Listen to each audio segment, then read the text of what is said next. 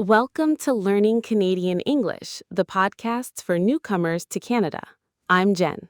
And I'm Mike. This is episode 28, and today we're talking all about one of Canada's most beautiful cities, Vancouver. That's right. Specifically, we're sharing the top 6 tips for newcomers to Vancouver.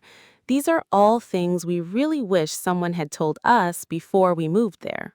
Exactly. It would have saved us a lot of damp socks and confusion.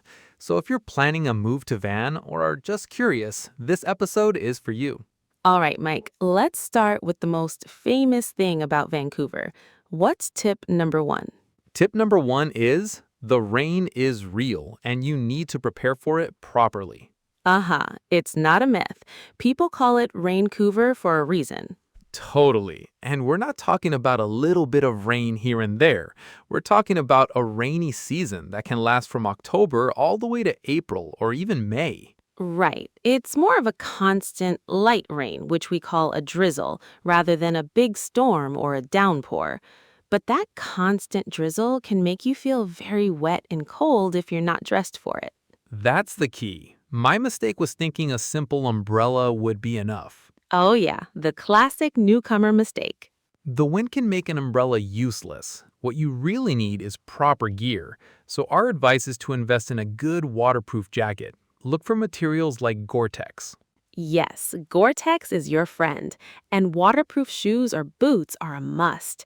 Seriously, nothing is worse than walking around with wet, cold feet all day. Exactly. So to recap, tip 1, forget the umbrella, get a high-quality waterproof jacket and shoes. It will completely change your experience of the city. And it's not just about physical comfort, it's about your mental health too. The long, gray winters can be tough. Some people experience seasonal affective disorder, or SAD. A good rain jacket means you can still get outside for a walk, which makes a huge difference.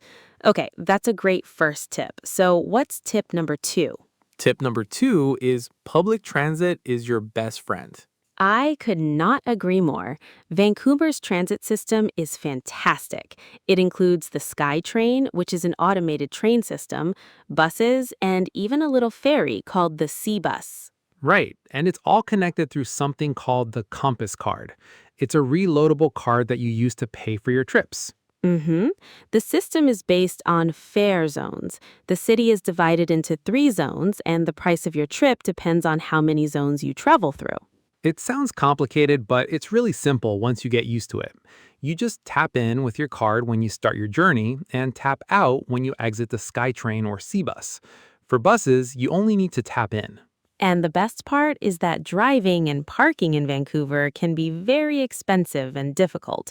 So using public transit saves you a lot of money and stress.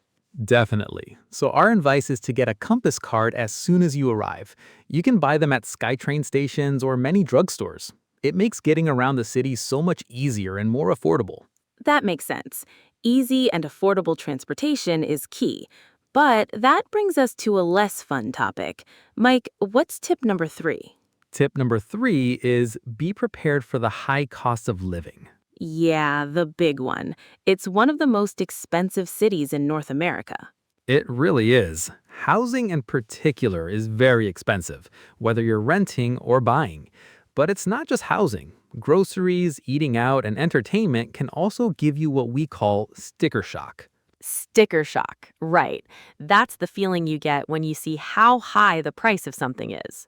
Exactly. So our advice here is to do your research and plan your budget very carefully before you move. Understand what the average rent is for the type of place you want. And look for ways to be thrifty, which means to be careful with your money. For example, learning to cook at home more often instead of eating out can save you a huge amount. Totally. It's not to scare anyone away, but it's important to be realistic about the finances. Being prepared will make your transition much smoother. That's very practical advice. And speaking of being thrifty, that leads perfectly into tip number 4. It does. Tip number 4 is embrace the outdoors because it's beautiful and often free. Yes, this is the reward for dealing with the rain and the high cost of living. Vancouver's natural beauty is absolutely world-class. For sure. You have the ocean and the mountains right there. You can be in the middle of downtown and then just minutes later be in a massive forest in Stanley Park. Vancouver Stanley Park is amazing, and walking or biking along the seawall is one of the best things to do in the city, and it costs nothing. The seawall. Then there are the countless hiking trails. If you're really outdoorsy, which means you love outdoor activities, you can try something challenging like the grouse grind. But there are thousands of easier, beautiful trails too. And don't forget the beaches in the summer. Kitsilano Beach, English Bay, they're beautiful places to relax when the sun is out. Absolutely. So the advice for tip 4 is simple. Get outside. The best things about living in Vancouver are related to its nature. It's the city's biggest asset. Okay, we've covered the practical stuff: rain, transit, money, and the fun stuff: nature. What about the people? What's tip number 5? Tip number 5 is a cultural one. Understand Vancouver time. Ooh, what do you mean by that? Well, there's a stereotype that people in Vancouver can be a little flaky.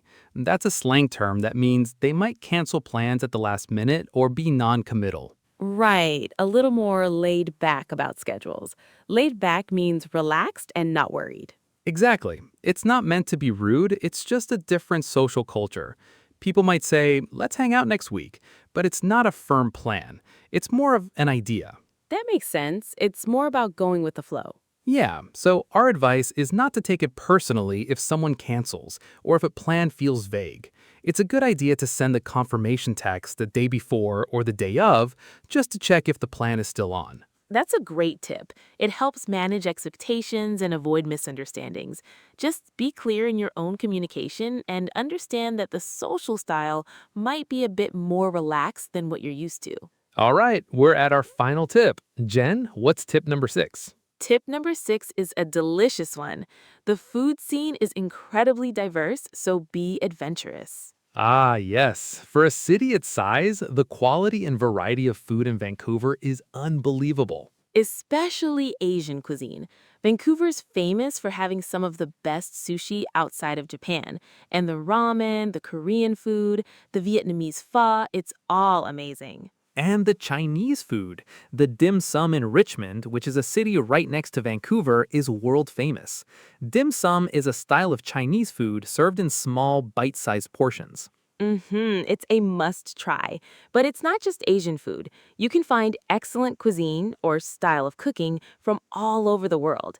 There are also great food trucks and farmers markets where you can get fresh local ingredients. It's a true foodie city. A foodie is someone who is very passionate about food. Totally. So our final piece of advice is to explore with your taste buds. Don't just stick to what you know. Ask for recommendations, try a new restaurant in a different neighborhood, and be open to new flavors. It's one of the most rewarding parts of living in Vancouver. And that's our list. Let's do a quick recap. Tip 1. Prepare for the rain with proper waterproof gear. Tip 2. Use the excellent public transit system with a compass card. Tip 3. Be aware of the high cost of living and budget carefully. Tip 4. Embrace the amazing and free outdoor activities.